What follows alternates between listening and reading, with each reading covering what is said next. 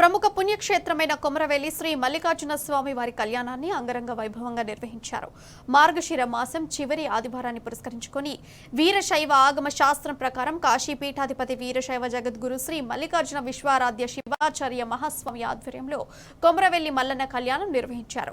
స్వామివారి కళ్యాణంలో వరుడు మల్లికార్జున స్వామి తరపున కన్యాగ్రహీతలుగా పడిగన్న గారి వంశస్థులు, మేడలమ్మ, కేతమ్మ అమ్మవార్ల తరపున కన్యాదాతలుగా మహాదేవుని వంశస్థులు ఉండి తంతు నిర్వహించారు.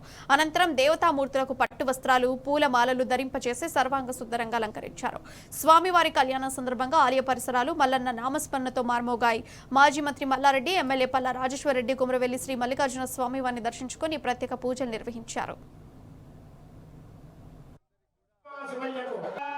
కళ్యాణం సందర్భంగా శుభాకాంక్ష తెలియజేస్తున్నా. కొమరవెల్లి మల్లన్న చాలా మందికి ఆరాధనీయులు, కోట్లాది మంది భక్తులకు ఆరాధనీయులు. ఆ కళ్యాణం కూడా ఎప్పుడు కమనీయంగా బ్రహ్మాండంగా జరుగుతుంటుంది.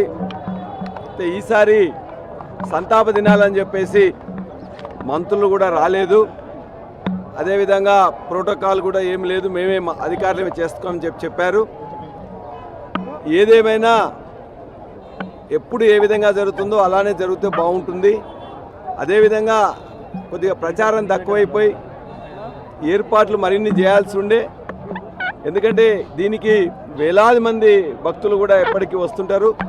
ఇవాళ మనం చూస్తుంటే కూడా చాలామంది తగ్గిపోయినరు. కాబట్టి మనం మన యొక్క ఇలవేలు పైన ఈ కళ్యాణాన్ని ఇంకా బ్రహ్మాండంగా ఎప్పుడు కూడా జరపాలని చెప్పేసి నేను అధికారులను కోరుతున్నా.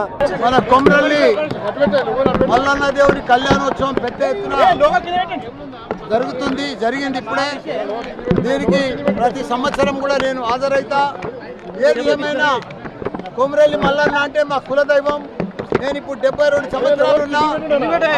పుట్టినటికలు కూడా ఇక్కడనే తీసిండ్రు కొమరవెల్లి మల్లన్నతన. మా కులదైవం కాబట్టి ప్రతి సంవత్సరం కూడా నేను వస్తా. కొమరవెల్లి మల్లన్నను ఏది కోరుకున్నా అది సక్సెస్ అవుతా.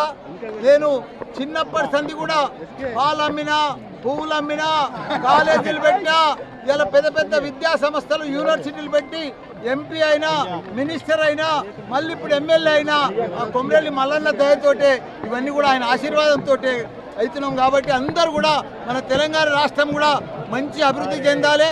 అందరూ కూడా ప్రజలందరూ కూడా సుఖ సంతోషాలతోటి, భోగ భాగ్యాలతోటి ఆరోగ్యంగా ఉండాలని కోరుకుంటున్నా భగవంతుడు.